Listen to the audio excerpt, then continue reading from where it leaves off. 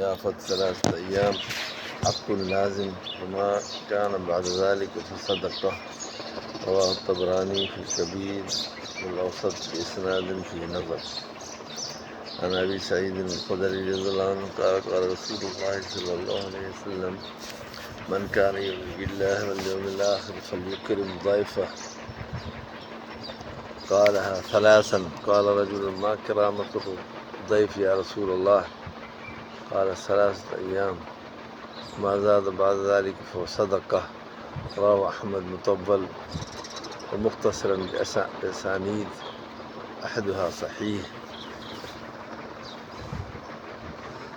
عن عبد الله يعني بن مسعود رضي الله عنه عن النبي صلى الله عليه وسلم قال: الضيافة 3 أيام فما زاد فهو صدقة وكل معروف صدقة. अबू सईद ख़ुदरी चवे थो हुज़ूर सल्लल्लाहु अलैहि वसल्लम जेको ईमान आणे थो अलाह ते ऐं आख़िरत जे ॾींहं ते इकराम करे पंहिंजे ज़ैफ़ जो, फलयुक्रिम ज़ैफ़, इकराम करे पंहिंजे ज़ैफ़ जो। क़ालहा 3, 3 दफ़ा ईअं फरमायो। क़ाल रजुलुन, हिकिड़े हमरा चयो: मा किरामत ज़ैफ़ या रसूल अल्लाह? केतिरी आहे किरामत ज़ैफ़ जी? छा आहे उहा किरामत, केतिरी आहे? हा माना अई शइ, कहिड़ी केतिरी किरामत आहे? मां किरामत काल 3 अयाम, 3 ॾींहं आहे। बाद ज़ालिक सदका, उन खां बाद इहो सदको आहे। फरमायूं ज़याफ़त 3 अयाम आहिनि, ज़याफ़त जेका आहे 3 ॾींहं आहे, पोइ जेको इन खां वधीक आहे पोइ सदको आहे। कुल मारूफ़ सदका, हर नेकी जेका आहे उहा सदको आहे, और मारूफ़ जेको बि आहे उहो सदको आहे। ॿी रिवायत में फरमायूं मन अक़ाम सलात व आत ज़कात, ऐं क़ाइमु कई निमाज़, ॾिनई ज़कात, रोज़ा रखियईं रमज़ान जा, करत ज़ैफ़, ऐं ज़ियाफ़त कई, महिमानी कई महिमान जी, दख़ल जन्नत, उहो जन्नत में दाख़िल थी वियो। बीबी आयशा सिद्दीक़ा रज़ी अल्लाह अन्हा जी रिवायत आहे त हुज़ूर सल्लल्लाहु अलैहि वसल्लम अल मलाइकतु तुसल्ली अला अहदिकुम मा दामत माइदतुहु मौज़ूअतुन, मलाइक जेके आहिनि इहे दुआऊं घुरंदा आहिनि तव्हां मां कंहिं हिकिड़े जे लाइ, सलाद पढ़ंदा आहिनि जेसिताईं जो माइदो हुनजो मौज़ू हूंदो आहे, ऐं दस्तरख़ान रखियलु हूंदो आहे, विछायलु हूंदो आहे। रिवायत को इब्न अब्बास खां रज़ी अल्लाहु अन्हुमा चई फरमायो रसूलुल्लाह सल्लल्लाहु अलैहि वसल्लम: अल ख़ैर असरा अल बैत अलज़ी युकल फी मिन शफ़रत इला सनामिल बईद, त ख़ैर तकिड़ो आहे अहिड़े घर ॾे जो खाधो वञे थो जिते में शफ़रा खां इला सनामिल बईद, ईअं छुरी हूंदी आहे सनामिल बईद ॾे, उठ जी कुम्हाड़ ॾे, मतिलबु जल्दी ऐं सुरात जो यानी हिकिड़ो मिसाल पेश कयो वियो आहे।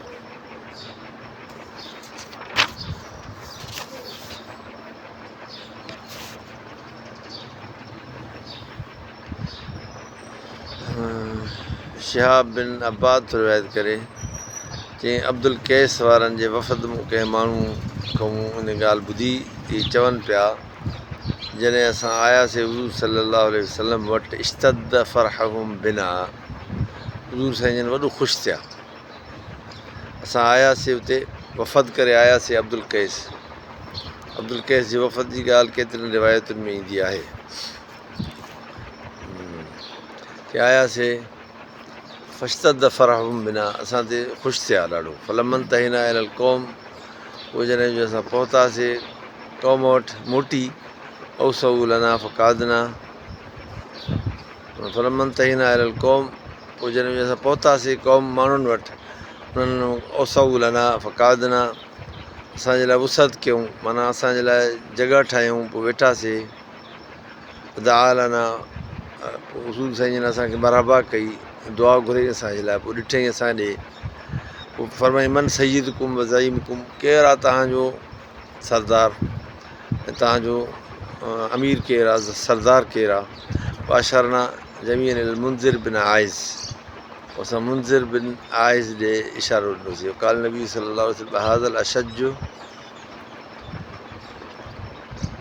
हीउ जेको अशज आहे इहो, माना उन ते निशान हो, हिकिड़ो धक लॻल हुयुसि, उन धक जो निशान, इहो अशद जेको आहे निशान वारो, धक वारो इहो।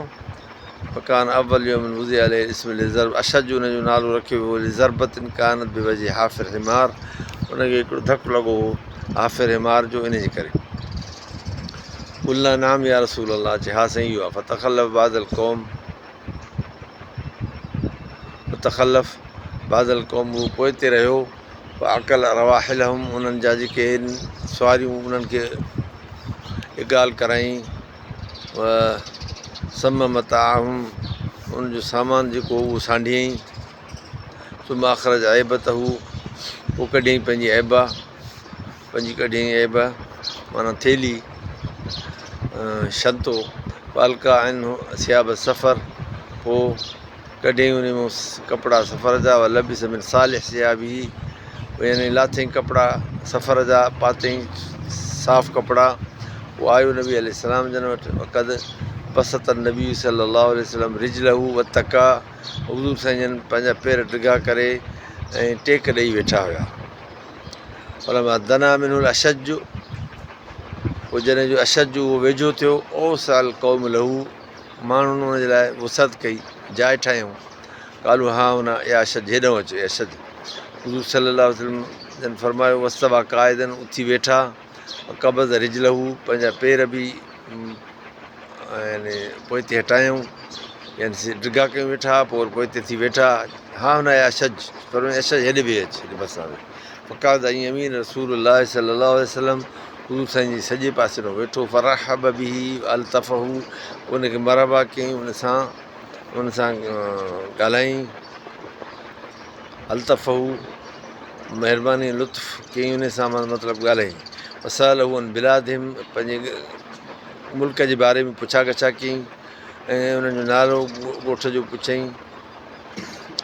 संभालहुम, ऐं नालो रखियईं उन्हनि जे ॻोठ जो क़रियतु सफ़ा वल मुशक्कर ग़ैर ज़ालिक मिन क़ुरा हजर। इन खां सवा ॿिया बि के क़ुरा हजर जा हुया। हजर उहो मक़ाम आहे। वकाल ॿिया बि वमी या रसूल अलाह, इहे नाला वरितईं। अना हुज़ूर सल्लल्लाहु अलैहि वसल्लम खे नाला यादि हुया। काल ॿिया बि वमी, चयूं मुंहिंजो अबो मां क़ुर्बान हुजे या रसूल अंत आलम बि अस्मा ऐं क़ुरान मिना, तव्हांखे त ख़बर आहे असांजे ॻोठनि जी असां खां वधीक। काल इन वतई तू बिलादकुम, मां तव्हांजे मुल्क में आयो आहियां। ऐं फुसे अली फी हा, उते मूंखे वॾी मरहबा कयूं। काल सुम अकबल अल अंसार, पोइ साम्हूं थिए अंसार ॾे फरमायूं या माशर अल अंसार अक्रिमु इख़वानकुम फ़इन्नहुम अशबाहुकुम फिल इस्लाम। ए अंसारो, इकराम कयो तव्हां पंहिंजे बिरादर जो, भाइरनि जो, बेशक इहे तव्हां वांगुरु मुशाबिह आहिनि, तव्हां सां मुशाबिह आहिनि इस्लाम में। अशबह शइन बिकुम अशारनि, ऐं तव्हां सां शारनि में बि मुशाबिह आहिनि, यानी रस्मुनि में। अबशारनि असलमू ताईन ग़ैर मुकरहीन, इन्हनि इस्लाम आंदो आहे पंहिंजी मर्ज़ी सां, ख़ुशी सां, ज़ोर सां न। भला मोतूरीन इज़ाबा क़ौमुन मुस्लिमू, जॾहिं माण्हुनि इस्लाम आणण खां इनकार कयो, तव्हांजो जंग थी वई ऐं हिननि सां का जंग बि न थी, कुझु बि न थियो, पंहिंजे लेखे मुस्लमान थिया आहिनि, वॾी ॻाल्हि आहे। भला मास बहू काल, इहो त हिकिड़ी राति गुज़री वई, हाणे वरी सुभाणे सुबुह थियो। पर कैफ़ रहे तुम करामत इख़वानिकुम लकुम ज़ियाफ़तुम इयाकुम, पुछूं असां खां, यानी अब्दुल कैस वारनि खां, ॾियो हाल अहिवाल, तव्हांजी करामत, तव्हांजो इकराम थियो, महिमानी वग़ैरह। चयूं काल ख़ैर इख़वानिना अलानू फ़ुरशना अताबू मतामना वबातू असबहू यालिमूना किताब रबिना। चई त असांजो फ़ुर्श जेको आहे उन्हनि लहीन बणायो ऐं असांजे मताम खे, यानी खाधनि खे उन्हनि तइब बणायो, राति गुज़ारियऊं। असबहू, सुबुह जो सेखारीनि पिया असांखे पंहिंजे रब जो किताब, सुनत नबीना सल्लल्लाहु अलैहि वसल्लम, ऐं सुनत हदीस असांखे ॿुधाइनि पिया, क़ुर शरीफ़ सेखारीनि पिया, ॿुधाइनि पिया। आजब नबी सल्लल्लाहु अलैहि वसल्लम, हुज़ूर साईं खे इहा ॻाल्हि ॾाढी वणी, फरे ख़ुशि थिया।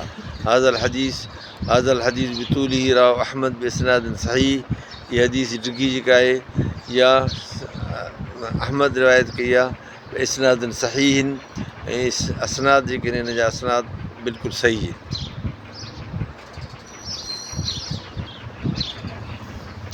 उमेद तवील रिवायत थो करे अनस बिन मालिक रज़ियल्लाहु अन्हु खां चई दख़ल अलैहि क़ौमुन यऊदूनहु फी मर्ज़ लहू दख़ल अलैहि क़ौमुन यऊदूनहु फी मर्ज़ लह। उन ते माण्हू आया, क़ौम माण्हू आया कंहिं बीमारी में बीमार पुरसी जे लाइ। काल पोइ उन चयो, हज़रत अनस चयो, या जारिया हलुमी ले असहाबिना, इन असांजे साथियुनि जे लाइ कुझु खणी आ, भलो किसरनि मिड़ई जेको हुजे टुकुर टाप कुझु खणी आ, हिननि इकराम कर। इन समीत रसूलुल्लाह सल्लल्लाहु अलैहि वसल्लम, मां ॿुधो आहे हुज़ूर सल्लल्लाहु अलैहि वसल्लम का यक़ूल फरमाइनि पिया, मकारिमुल अख़लाक़ मिन अमालिल जन्नह, मकारिमुल अख़लाक़ मिन अमालिल जन्नह, मकारिम चङा अख़लाक़ इहे जन्नती कम आहिनि, जन्नती कम आहिनि। तंहिं करे इहो कर, जेके आया आहिनि महिमान कुझु न कुझु हुनजो इकराम थिए। का बि शइ जेका आहे मुयसरु, मतिलबु जेका बि मुयसरु हुजे उहा तव्हांखे पेश करणु घुरिजे। उहा बि आमिर खां रिवायत रज़ियल्लाहु अन्हु खां नबी अलैहिस्सलाम खां, का ला ख़ैर फी मन ला युज़य्यिफ़, न आहे ख़ैर हुन में जेको ज़ियाफ़त नथो करे। रवा अहमद रिजाल सही ख़ला इब्न लहिया, बिन लहिया खां सवाइ हुनजा रिजाल सही आहिनि। अब्दुल्लाह बिन उबैद बिन उमैर खां रिवायत आहे, दाख़िल थियो अला जाबिर रज़ियल्लाहु अन्हु ते हिकिड़ा माण्हू सहाबी, हज़रत जाबिर वटि हिकिड़ा ॿिया सहाबी साथी हुनजा विया, क़दम अले ख़ुब्ज़न खलनि, उहो पेश कयईं उन्हनि खे मानी बि, ॿियो सुरको हुजे, बसि खटाण सुरको ऐं मानी, बसि ॿियो कुझु हुजे न, कर कुलू खाओ। इन समीत रसूलुल्लाह सल्लल्लाहु अलैहि वसल्लम, मां ॿुधो आहे त फरमायो, निअमल इदामुल खल, हे त खल जेको आहे इहो खटाण सुरको, इहो भलो इदाम आहे।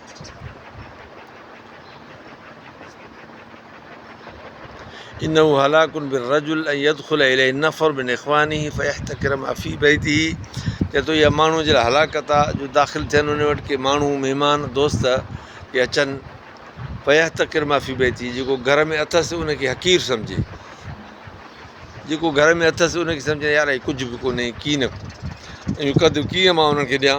हलाकुन बिल क़ौम, ऐं हलाकत आहे उन्हनि माण्हुनि जे लाइ जेके हक़ीर सम्झनि, जेका शइ उन्हनि खे मिले, जेका बि शइ खाधो पीतो मिले उनखे हक़ीर सम्झनि, उन्हनि जे लाइ बि हलाकत आहे। रवा अहमद तबरानी अबू याला इल्ला अन्नहु क़ाल कफ़ा बिल मर शरन ऐं यहतकिर। ॿिए उन अबू याला वारी रिवायत में लफ़्ज़नि में थोरो फ़र्क़ु आहे, उहो चए थो त काफ़ी आहे माण्हू जे लाइ शर अन यहतकिर मां कुर्रिब इलैहि, जो हक़ीर सम्झे जेका शइ उनखे वेझी कई वञे। बाज़ असानीद हसन निअमल इदामुल खल फ़ी सही हलाक बिर्रजुल इला आख़िरी कलाम जाबिर उदरज ग़ैर मरफ़ूअन वल्लाहु आलम।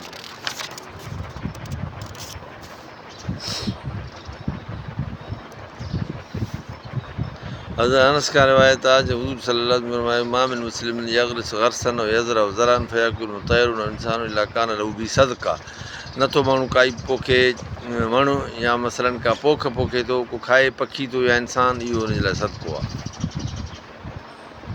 हज़रत मुआज़ बिन अनस थो चए रज़ियल्लाहु अन्हु, हुज़ूर सल्लल्लाहु अलैहि वसल्लम खां, मन बना बुनियानन फ़ई ग़ैर ज़ुल्मिन वला इब्तिदाइन, जंहिं ठाही का जाइ कंहिं ज़ुल्म सां न, इब्तिदा सां न, ऐं ग़रस ग़रसन बि ग़ैर ज़ुल्मिन वला, पोखियईं का वण सवा ज़ुल्म जे ऐं इब्तिदा जे, कान लो अजुरुन जारियन, इहो अजुर हुनजो जारी थींदो, मनतफ़ा बि मन ख़लक़ रहमान तबारक व तआला, जेसिताईं जो नफ़ो वठे थी उन सां अलाह रहमान जी मख़लूक़ तबारक व तआला। अहमद बिन तरीक़ ज़ुबान।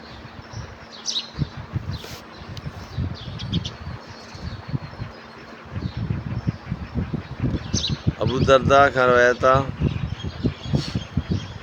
रज़ियल्लाहु अन्हु खां, जेको रजुलन मर बि हिकिड़ो अमरा लंघियो, वो यग़रिस, उहो हाणे पोखे पियो वण दिमश्क में, काल तफ़ल हाज़ा, तूं वण थो वेठो पोखे इन्हनि वांगुरु मालियुनि वांगुरु, अंत साहिब रसूलिल्लाह सल्लल्लाहु अलैहि वसल्लम, तूं त वॾो सहाबी आहे, तूं इहो छा थो करे, अल्लाह ताजल अली, तूं जल्दबाज़ी न कर।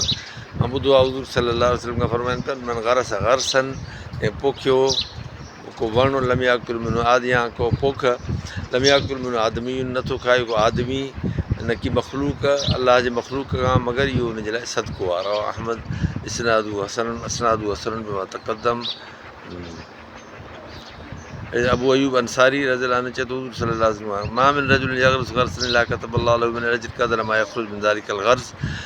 नथो पोखे को माण्हू पोख, मगर अलाह साईं लिखे थो हुनजे लाइ अजुर क़दुरु जेको जो निकिरे उन ग़र्ज़ मां, उन पोख मां जेका शइ निकिरे थी, गर्स मां वणु हुजे या छा, उन मां का बि शइ जेका निकिरे थी उहो अलाह तबारक व तआला उन्हनि जे लाइ अजुरु लिखे थो। किताब इल्म में हज़ूर साईं सभु उन यजरी लफ़्ज़ 7 जेके आहिनि उहे अजर आहिनि जेके माण्हूअ खे हमेशह मिलंदा आहिनि। उहो क़बर में हूंदो, मरी वेंदो बि उन अजर मिलंदा। माना अल्लम इल्मनि जंहिं तालीम ॾिनी, ऐं करा नहरनि को वाह खोटाई, ओ हफ़र बीरनि को खूह खोटियईं, गरस नख़लनि खजी हयईं, मना मस्जिदनि मस्जिद ठाराईं, वरस मुसाफ़नि ऐं कंहिंखे क़ुर शरीफ़ जो सहीफ़ो क़ुर ॾिनई, यानी कापी क़ुर जी। ऐं तरक वलदनि या छॾियईं औलाद, यस्तग़फिर लहू बाद मौत ई, जेका इस्तग़फ़ार करे थी, नेक अमल करे थी मौत खां बाद। इहे जेके आहिनि इहे 6 शयूं आहिनि, 7 इहे 7 शयूं आहिनि जेके चए थो त यजरी लिल अब्द बाद मौतिही वहुव फी क़बरिही, इहे हलंदियूं रहंदियूं माण्हूअ जे लाइ मरण खां पोइ बि। उहो क़बर में पियो हूंदो, पोइ बि उनखे इन्हनि शयुनि जो सवाबु मिलंदो। अल्लम इल्मनि, करा नहरनि, अफ़र बीरनि, गरस नख़लनि, बना मस्जिदनि, वरस मुसाफ़नि, तरक वलदनि। हा न 7 शयूं। माना तालीम इल्मु, कंहिंखे ॻाल्हि ॿुधाईं सम्झाईं, इल्म जी ॻाल्हि, इल्मु पढ़ाईं बाज़ाब्ता या बेज़ाब्ता, कुझु बि न, कंहिंखे का ॻाल्हि चङी सम्झाईं सेखारियईं दीन जी, इहा बि हिन में अची वई। या करा नहरनि, को नहर यानी पाणी जो को इंतिज़ामु कयईं, उन में को हिन जो अमल दख़ल हुजे, या कंहिं पाणी जे खूह वग़ैरह में अमल दख़ल हुजे, जीअं अॼुकल्ह नलको वलको आहे, इहो बि अची वियो हिन में। या गरस नख़लनि या खजी वग़ैरह, या वण जेके फलदार, इहे बि अची विया हिन में। या मस्जिद हुजे, मस्जिद जी ख़िदमत हुजे, उनजो बिना हुजे, इहो बि।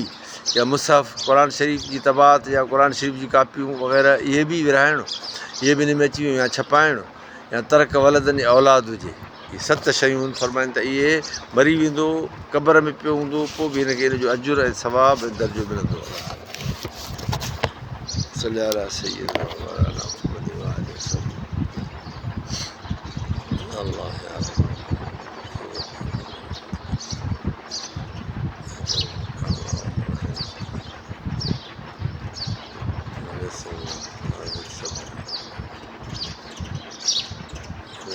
هذه السبت